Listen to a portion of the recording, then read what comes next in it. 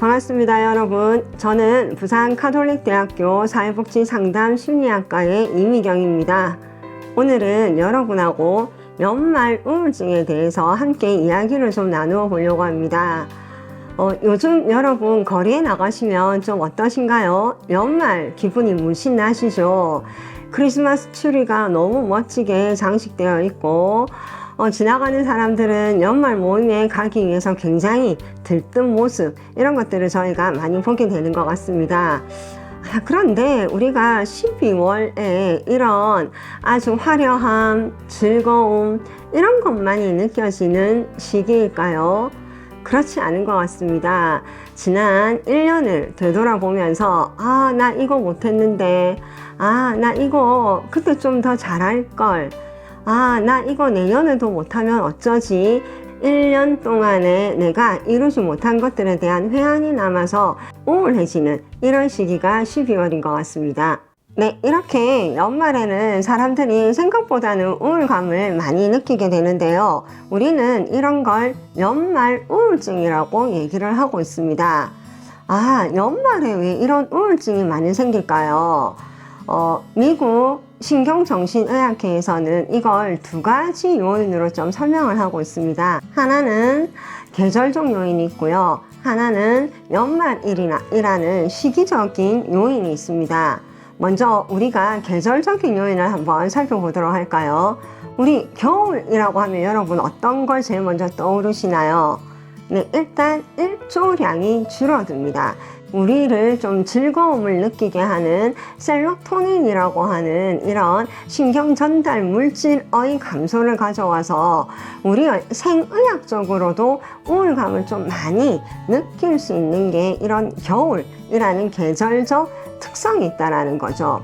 이런 일조량의 변화는 우리 생활 패턴도 굉장히 많이 바꾸어 놓습니다. 즉, 밤이 길어지기 때문에 낮 동안에 활동할 수 있는 시간이 줄어들게 되고, 그래서 밤에 혼자 집에서 지내는 시간이 길어지게 되고, 수면이 늘어나게 되고, 그러다 보면은 굉장히 무기력감을 느껴서 우울감을 경험하는 비율이 굉장히 높게 나타난다라고 얘기를 하고 있고요.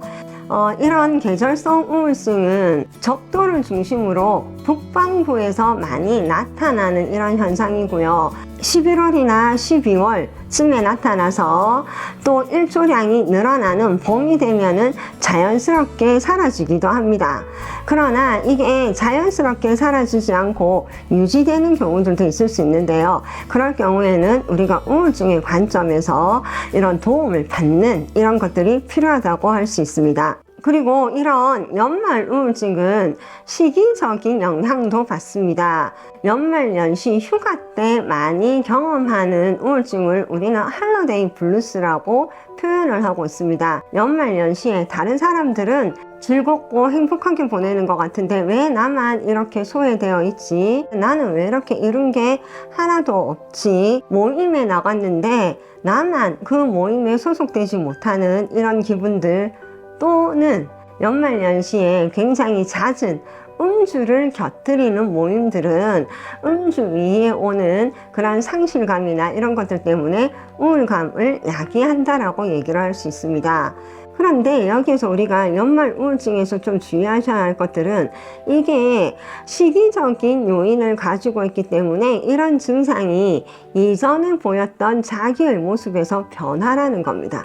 잠을 잘 잤는데 못 잔다거나, 식욕이 있었는데 없어졌다거나, 또는 과도한 식욕이 생겼다거나, 그다음에 재미를 느꼈는데 재미를 느끼지 못한다거나, 이런 것처럼 이전의 생활 패턴에서 변화가 나타나는 이런 것들이 주요한 연말 우울증의 증상이라고 얘기를 할 수 있습니다. 그러면 이런 연말 우울증을 예방하거나 이겨내기 위해서는 어떤 것들이 좀 필요할까요? 가장 중요한 거는 루틴을 고수하는 겁니다. 내가 일어나는 시간에 일어나고, 내가 밥 먹는 시간에 밥 먹고, 내가 일하는 시간에 일하고, 운동하는 시간에 운동하고, 또 모임도 어떤 모임을 너무 많이 하는 것들도 도움이 되지 않는다라는 거죠. 그래서 모임을 선별할 필요가 있습니다. 특히나 내가 모임에 나가서 소외감을 느끼고 좌절감을 느끼고 무가치함을 느낄 수 있는 모임이라면 피하시는 게 상책입니다. 그리고 가장 중요한 것 중에 하나인데요. 여러분들이 자꾸 자신을 잘 돌보는 시간을 가지셔야 합니다. 나를 돌보는 시간은 어떻게 만들 수 있을까요? 우리가 모임을 선별하라고 말씀을 드렸었는데 나한테 지지적이고 보호해주고 격려해 줄 수 있는 이런 사람과의 모임을 선별해서 가지시는 것들이 도움이 될 것 같습니다.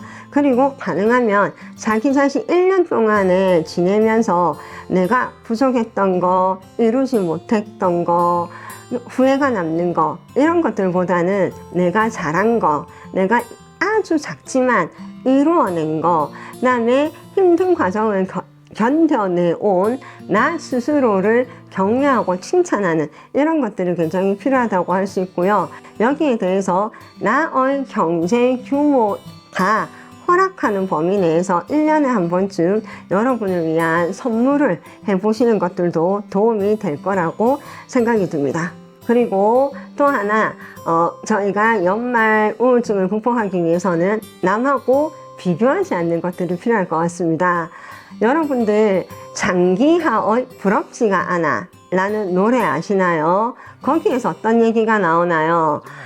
당신은 10만 원을 가지고 있고 내가 100만 원을 가지고 있다면 나는 기쁘기만 할까? 아니라는 거죠. 왜냐하면 나는 1000만 원을 가진 사람이 있으면 또 그 사람이 부럽기 때문에 그런 게 오히려 우울감을 가져올 수 있다는 거죠. 그래서 내가 정해둔 나의 기준과 내가 설정한 가치 이런 것들의 의미를 부여하고 남이 이루고 남이 가지고 있는 것에 너무 눈길을 주지 않는 것들이 도움이 될 것 같습니다. 오늘 여러분이 연말을 보내시면서 경험하고 계시는 여러 가지 심리적 어려움에 대해서 함께 이야기를 나누고 들어주셔서 감사드립니다. 다음에 또 뵙겠습니다. 마음이 아플 땐 왜 참기만 해요. 고민하지 말고 상담 받으시죠. 정신건강 책임져줄 우리 쉼터 울주군 정신건강복지센터.